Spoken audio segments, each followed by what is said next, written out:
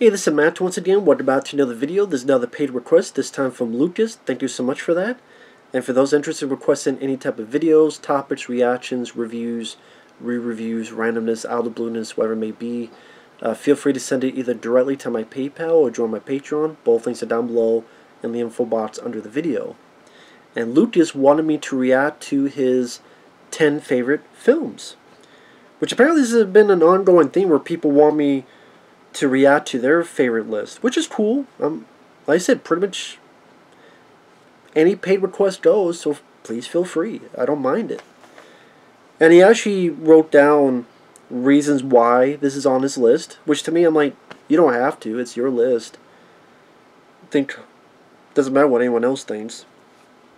But his 10 personal favorite films are, number 10, Chicken Run.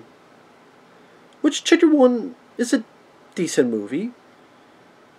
He says he saw it with his dad, so he has good memories of seeing this with his father, and he liked the effort involved, which I agree. You know, the effort, the stop motion animation type of.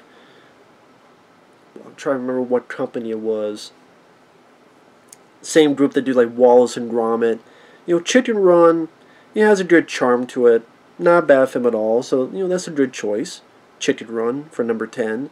Number 9, the first Pirates of the Caribbean, which to me is the only good one. Which I like that film. I think I saw it in the theater back in the day. I still enjoyed it. He says it's because he likes the characters, he loves the musical score, he thinks it's the best Johnny Depp has been. I mean, it's definitely his most famous character, Jack Sparrow. And Johnny Depp did do a really good job in that first movie. I mean, for me, Johnny Depp, I would say I probably prefer Fear and Loathing in Las Vegas, or even like Sleepy Hollow. Ed Wood might be up there as my favorite. Fear and Loathing in Las Vegas, Ed Wood, Sleepy Hollow, like those three. For me, I put above the first Pirates, but that's still a good choice. Number 8, Shrek. Not a bad choice. A lot of people would have that on their list. He said he had fun. He liked that it poked at Disney. And in a way he could relate to Shrek. Because they do try to at least make Shrek a bit more of a three-dimensional character. Like he's not just a monster. He's not just an ogre. He wants to feel like he belongs. He wants to feel like he's loved. Like anybody wants to feel that way. And I think the first Shrek, even the second one, they're not bad movies. They're not movies I rewatch a lot.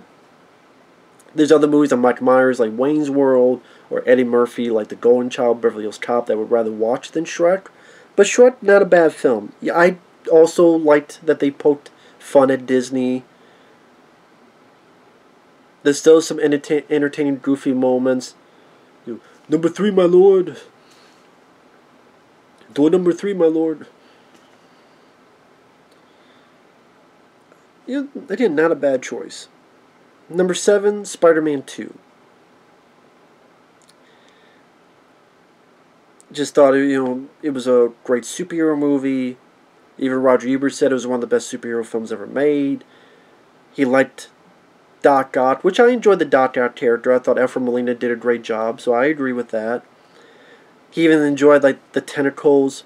Unlike the new Spider-Man, here the tentacles were a mix of practical and CG. So there's actually some real stuff going on. And Spider-Man 2, I mean, it would not be in my top 10 list, but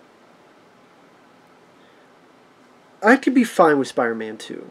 I don't hate Spider-Man 2. Of the live-action movies, that's one of the ones I could deal with. I still have issues with it. He even mentions that, yeah, the raindrops keep falling on my head is pretty stupid. It just, to me, I don't think it fit with the tone of the film, at least to me. But it has some stellar action scenes.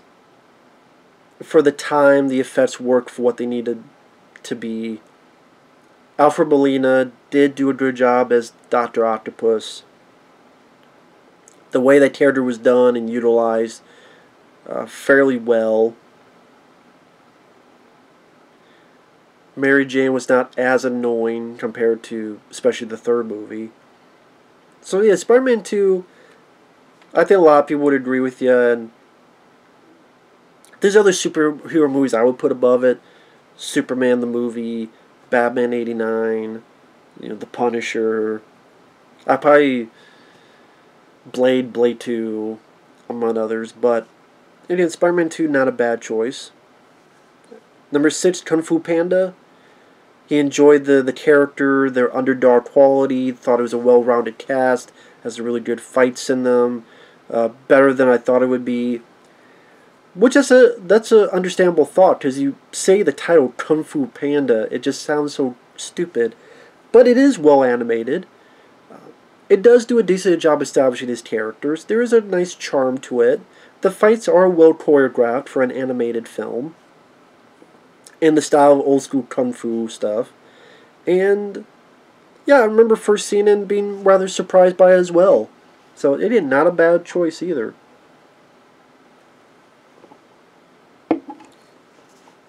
Number 5, Titan AE. AE, not IE. Titan AE. Wish I'm looking over here because, yeah, right there I have a Blu-ray. It's a custom-made Blu-ray. Because sadly it's never been released officially on Blu-ray. And as he says, it's underrated. Love the effort they put into it. Has a great soundtrack. It's a shining star in the cosmos of film. I like that. That's a good line. I'm going to steal that line. Yeah, Titan AE, for those who don't know, it's an animated film that you had Matt Damon, Drew Barrymore, Bill Pullman, Nathan Lane. They did voice work. It was a mix of Don Bluth animation mixed with CGI. Came out around 2000, give or take, for Fox Animation Studios. And sadly, it was such a big bomb, it killed the studio. So, I think they had done Anastasia. And then they did this. Or something like that. But anyway, this helped kill the studio because it was such a big bomb, which is a shame. Because I always thought they did a really good job. I'm trying to remember, where did I have the... Oh, it's all the way on the bottom. I don't want to make the thing fall by trying to get, but... Yeah, I always enjoyed Titan 8. Yeah, you see the plot. Good guys, the human race versus aliens to save humanity. You say the plot maybe is basic. But I thought it was done in an interesting manner with some really breathtaking visuals. A great soundtrack that really works with the visuals of the film. There's a bit where Matt Damon is flying the ship with these nice-looking celestial being aliens. It's my time to fly. Just really, especially when you watch in HD, breathtaking, that's when you have the great mix of visuals and music, and it's some good shit, it's some good cinema. It really is. And I don't understand why it got such a bad rap. I don't even know if it got a bad rap. It just never got the chance to... It never got a fair chance, it seemed like. It just came out, it disappeared, and now no one can ever see it or find it or watch it.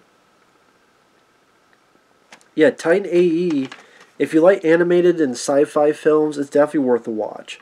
I still think a lot of the visuals hold up today. Again, the cast, like a who's who of recognizable people.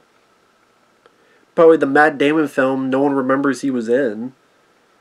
And it is underrated. I thought there was a lot of good effort put into it. And sadly, that effort was wasted. And that's kind of the bummer when you watch some of these movies. Like, you see the hard work they put into it.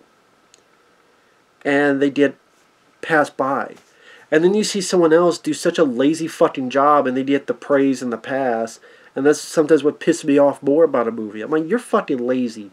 And people are giving you a fucking tap on the ass. Fuck that shit. I feel like Titan AE deserves that. But yeah, that's a good choice. Number 5. Number 4, iRobot. He liked the lead, Will Smith. He likes Alan Tudyk as Sonny the Robot. Thought the effects was really nice. It's not a perfect film, but it's an enjoyable film. I agree. Again, it would not be in my top 10 list, but iRobot, I think, is a bit underrated. I think I even said that in my review, that was a bit underrated. I think Will Smith is a good movie star, meaning he's got presence, he's got humor, he could do drama well, he could do action, one-liners well. He's a good movie star quality guy. And I thought it was cool to see him in this big budget sci-fi film. Well, I mean, he's done that before. But I mean, I guess what I mean by that is the sci-fi films he normally did, the rest of the world looked fairly normal, like Men in Black.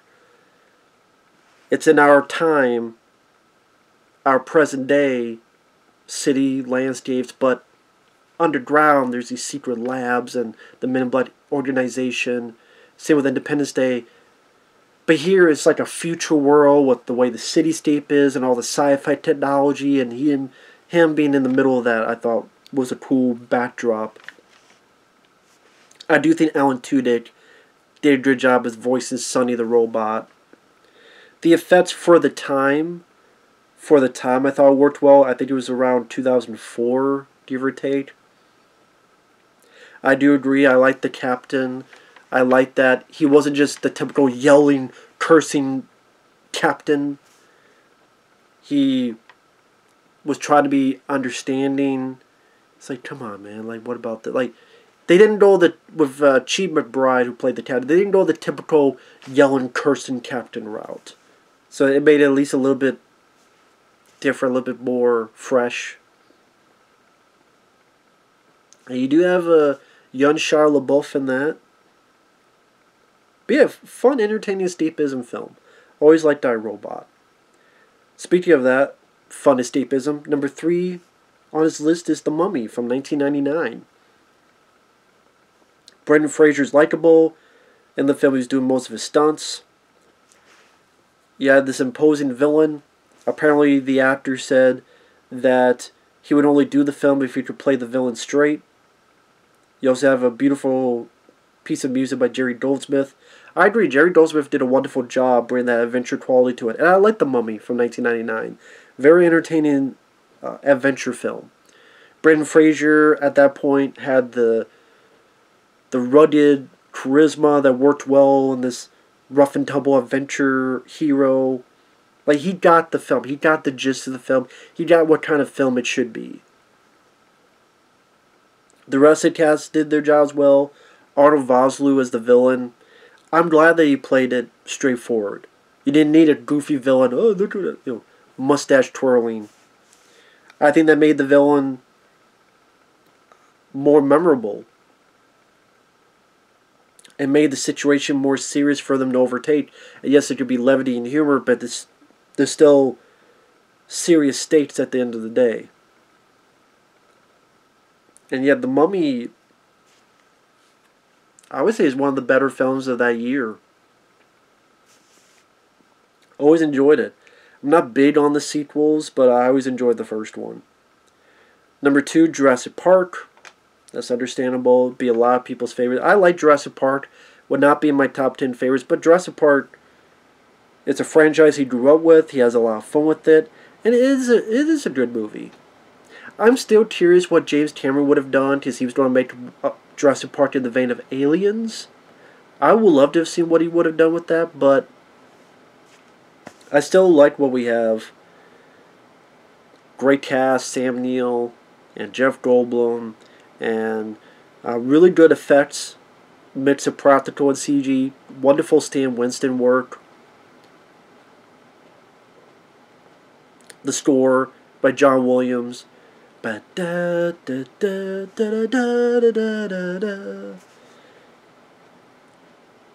a kid who was a bit into dinosaurs, I think it brought that kid out of a lot of people when they saw the movie, and with the technology at the time to see dinosaurs as close to life as possible on the screen. And there's also some legitimate danger. I mean, Laura Dern turns and it's Sam Jackson's arm that's been bitten off his body, and the arm just sitting there. Like, people die, people get killed, the lawyer gets chewed up. I mean, it shows that these dinosaurs don't play, and they push what they could for the PG-13 rating. So you do get that sense of danger from these dinosaurs.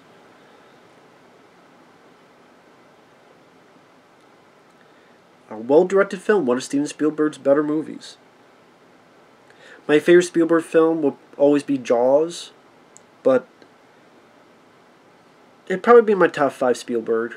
Because I know my top 5, Jaws is number 1. I know Close Encounters of the Third Kind would be in my top 5. Jurassic Park would be in my top 5. What else would be in my top 5 Spielberg? Well, no, my number 1, what am I talking about? My number 1 is Indiana Jones films. That's number 1. Because I like all 4 Indiana Jones films. And he's not directing the new one, so he'll still be the Indiana Jones films. That's number 1. So Indiana Jones, all 4 of them is number 1. Jaws number 2. Close Encounters number 3. Probably Jurassic Park number 4. And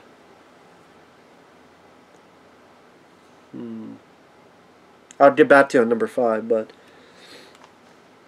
because I'm a sucker for Indiana Jones, so I like all 4 of them. I don't care. I like all 4. Yes, even the 4th one.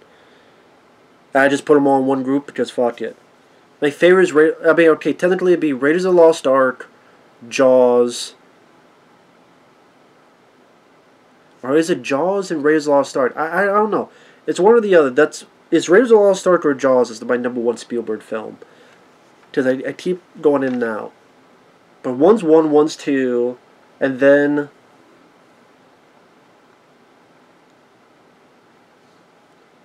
I like Temple of Doom, but I really like Last Crusade. I don't know which one I like more. I like them both. It's one than the other, then Close Encounters. I don't know. Fuck it. But Jurassic Park is a good choice. And number 1, so his top 10 is 10 Chicken Run, 9 First Pirates of the Caribbean, 8 Shrek, 7 Spider-Man 2, 6 Kung Fu Panda, 5 Titan AE, 4 iRobot, 3 The Mummy from 1999, 2 Jurassic Park, and 1 Tremors. Watch it as a kid. Think it's the most realistic pair of characters. Enjoy the build-up before the shit hits the fan. Well, you know what I feel about Tremors. Tremors is in my top 10 as well. I love Tremors to death. I have the Arrow Video Blu-ray over here. And I guess I could show a little bit. Right there. There's Tremors. I want to make sure I get it right. Yeah, okay. Yeah, it's right there.